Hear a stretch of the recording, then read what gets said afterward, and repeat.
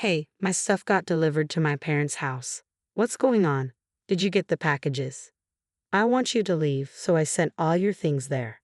Why are you saying this all of a sudden? I have a girlfriend. I've decided to leave you and marry her. What? Isn't that cheating? She's younger than you and doesn't nag. She's exactly my type. She's a complete upgrade from you. You don't stand a chance. Do you understand that what you're doing is cheating? Also, I'm about to have a baby any day now. I get it. You want me to take responsibility, right? I'll pay for the affair and child support. Is $220,000 or $40,000 enough for the affair and $1,000 a month for child support? While I was at my parents' house to give birth, my husband sent my stuff there. He didn't even try to hide his affair. For my high income, elite husband, paying for the affair and child support isn't a big deal as long as he can marry his girlfriend. I'll give you more details later. I'll keep the house and live there with her. Don't come back. I believe there must be a God. Surely, God would punish my husband. Fine, I don't need you. Let's get divorced quickly. Yeah, I got it. I'll contact you soon. Thank you, I appreciate it. I don't want any more trouble. Right, I'm glad we can get divorced without any fuss. My husband misunderstood my final words of gratitude. I believe he will face difficulties soon. The house he said he'd take to live with his girlfriend. Actually, I'm Anna. I'm 29, and I work at a company. I'm shy and not exceptionally skilled at my job. Because of that, I thought of myself as a background character in society. But as I approached 30, my life took a dramatic turn. There aren't many good places near our office.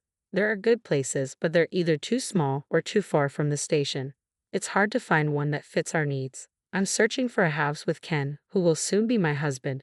We pore over materials from real estate agents and online listings, struggling to find the right place. Even though it's a hassle, I secretly enjoy looking for a house while snuggled up next to Ken. I always try hard to look seriously worried instead of letting my happiness show on my face. I'm at the peak of happiness. I'll give you more details later. I'll keep the house and live there with her.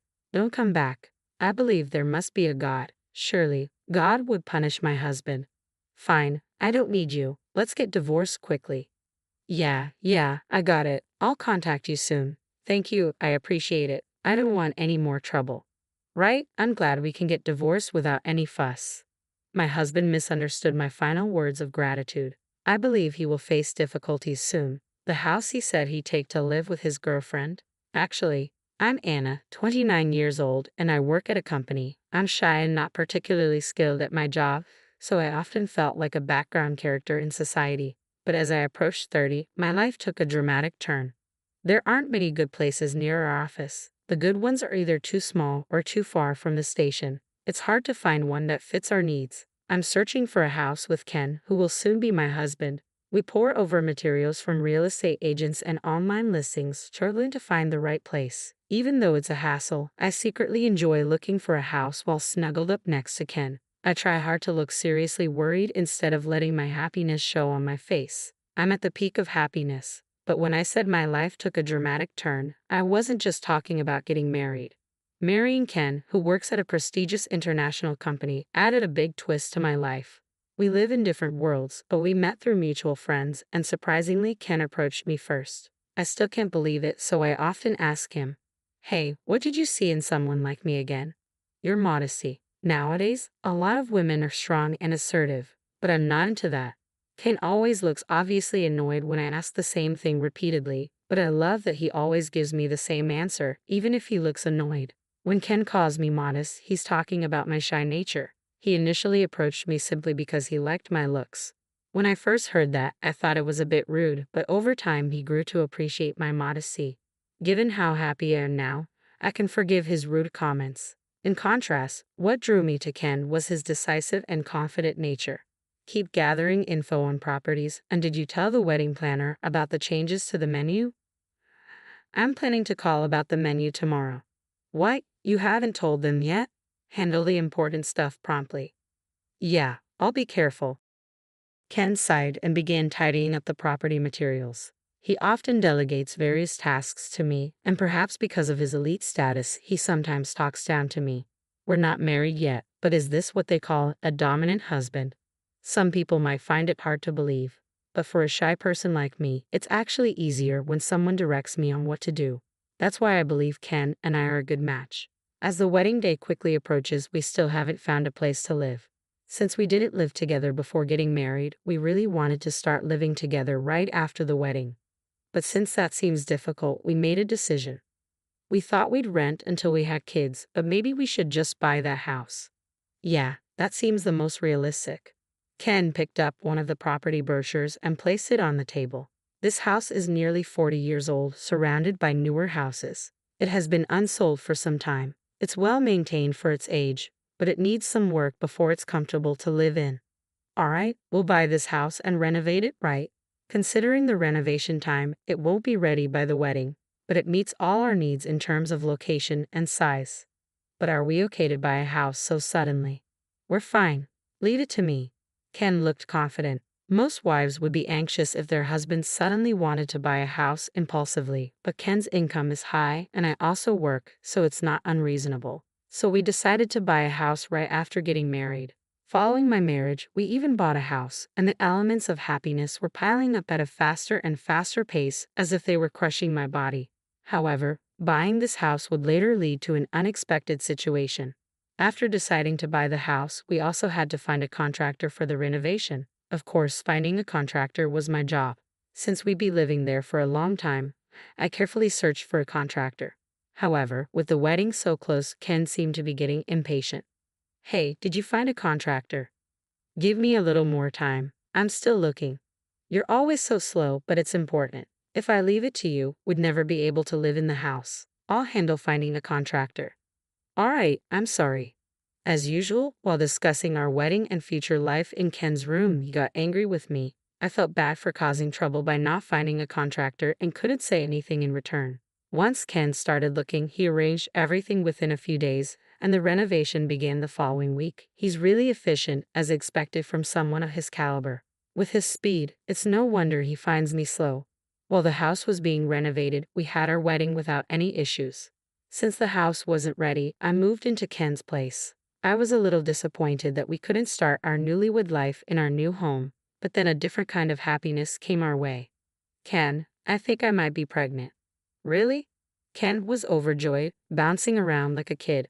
We thought we wouldn't rush into having kids, but I didn't expect it to happen so soon. I felt the same way. We figured we'd have kids eventually and were just going with the flow, so discovering I was pregnant right after the wedding was a surprise. I'm glad we decided to buy the house. 2 months after the wedding, the renovation was finally complete and we could move in together. It was so run down, but now it looks amazing, right? With a baby on the way, it was a good purchase. I hurried around our still sparsely furnished home, excited about starting our married life for real. But 3 months after moving into our house, Ken and I ended up living apart. Hey, did you check on that creaky floor in the hallway? No, not yet. I'll call a contractor tomorrow. But aren't you 8 months pregnant now? Use your vacation days and go to your parents' house early. What? I told you I'm planning to take maternity leave 6 weeks before. It'll be tough to move around in another month. Go now while you can. Okay, got it. When Ken suggested I go back to my parents' house early, it made me slow down, lingering over my dinner. We had already discussed and decided on having the baby at my parents' house, and the handover of my work for maternity leave was progressing smoothly, so taking leave a bit early wasn't a problem.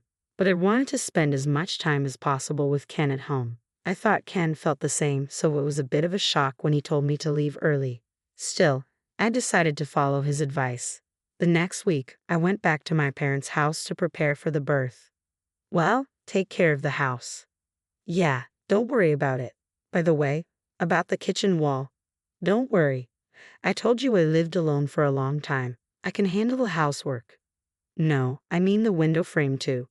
All right, I'll take care of everything. Ken seemed to think I was being too persistent, so he gently pushed me out the front door. As I turned back, Ken was waving with a smile. I trusted that Ken would handle things well and decided to leave the house in his care. Mom, Dad, I'm home. Welcome back. It must have been tough, right? Not really. I'm okay. When I arrived, Mom greeted me at the entrance. Feeling a bit awkward about her concern, I averted my gaze. I didn't want to admit that I had spent $200 on a taxi from the house to here. Oh, you're back. Was it tough? No, not really. In the living room, Dad was there. I averted my gaze again at his words. Needless to say, my parents' house is comfortable. At home, Ken tends to be a bit domineering, and I did most of the housework, but here I just help out a bit. My parents are still in their late 50s, so they both work. Mom works part-time and comes home in the early afternoon, so I'm alone in the morning. I spend that time slowly cleaning and doing laundry for exercise. In the afternoon, Mom takes care of the house, so I have nothing to do. Having nothing to do feels oddly unsettling, so I end up following Mom around looking for ways to help. I want to call Ken and catch up on things, but ever since I came back home, he hasn't contacted me much or visited. Has Ken called you back yet? No, he hasn't returned any of my calls. I really need to talk to him. I wonder if something's wrong. He hasn't visited in a month. I'm worried. He's probably just enjoying his freedom and focusing on work since I'm not there.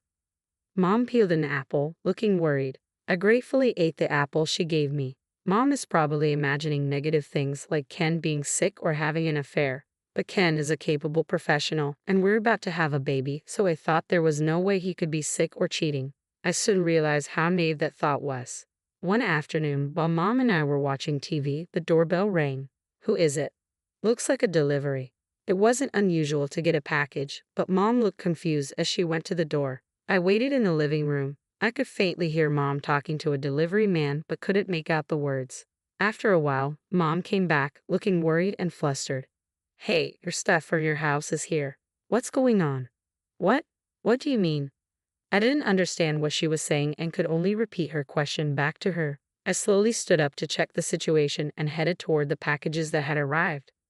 What's this? What's going on? When I stepped outside, there was a moving truck loaded with boxes. I opened one of the boxes and found my clothes inside. I opened another box, and it also contained my clothes. It looked like all the boxes were filled with my belongings from our house. I didn't understand the situation, but since the packages had arrived, I had no choice but to accept them. We pushed all the boxes into an empty room at my parents' house. The room was completely filled with boxes. After seeing the movers off, I called Ken in front of the delivered packages. I didn't expect him to answer, as he usually didn't, but this time he picked up right away. Hey, my stuff was delivered to my parents' house. What's going on? Did the packages arrive? I decided I want you out of the house, so I sent all your stuff there. What? Why are you saying this all of a sudden? Well, I have a girlfriend. I decided to leave you and marry her. What? He called her his girlfriend, but that meant he was cheating, openly declaring it to me, his wife. I couldn't comprehend what he was saying, and I started feeling dizzy. Isn't that cheating? Well, yeah, I guess. We started dating before the wedding. Guys can get cold feet too, you know. She was kind to me when I was struggling, and we started seeing each other. I couldn't call off the wedding, so I married you, but I couldn't give her up. When I lived with her in her house this past month, I realized she's better than you, so I decided to divorce you. Living with her? You mean she's been staying in our house for the past month? Calling her a mistress is disrespectful. She's my fiancée now. She's a mistress because I'm still here. My vision, which had been spinning, suddenly cleared, and I found myself yelling at Ken. My mom, who was listening to the call, looked extremely worried when she heard the word cheating. Not wanting to upset her any further, I forced myself to calm down. You told me to go back to my parents' house early so you could live with her, right? That's right. She's younger than you, not as slow, and exactly my type. She's a complete upgrade from you. You don't stand a chance. Do you understand that what you're doing is cheating? And I'm about to have a baby any day now. I get it. You want me to take responsibility, right? I'll pay for the affair and child support. Is $20,000 or $40,000 for the affair and $1,000 a month for child support enough? Even over the phone, I could imagine the smug look on Ken's face. Ken is an elite and high-income earner. Paying for the affair and child support probably didn't seem like much to him if it meant he could marry his girlfriend. In contrast, I'm a nobody. There's no way I could stop Ken from divorcing me for her, so I had no choice but to accept the divorce. As much as I wanted to refuse the alimony and child support out of pride, as a regular employee, I needed the money. It was a bitter pill to swallow. I gripped my phone tightly out of frustration and shame. That's the deal. The divorce is final, and I'll give you more details later. I'm keeping the house and living there with her, so don't come back. I thought to myself that there must be a God, and surely God would punish Ken. Fine, I don't want anything to do with you. Let's get divorced quickly. Yeah, I got it. I'll contact you soon. Thanks, that helps. I don't want any more trouble. Right, I'm glad we can get divorced without any fuss. After hanging up, Mom looked at me with concern. I smiled to reassure her. Ken misunderstood my final words of gratitude. I believed that he would face some trouble soon. 3 months later, I gave birth to a healthy baby girl named Maya and was still at my parents' house. She was so adorable that I couldn't bear to be apart from her, even though I needed to start looking for a place before my maternity leave ended. The divorce was finalized, and Ken agreed to pay for the affair and child support. I had no lingering feelings for my ex-husband. In fact, I felt refreshed after the divorce. Since we already settled everything, I thought I'd never have to deal with him again. But suddenly, he called me. He must have finally realized the situation. Hey, what's going on? What do you mean? The house. You mentioned something about the floors and walls, didn't you? Did you know about this? Yes, I knew. You hired a shady contractor for the renovation. Why didn't you tell me?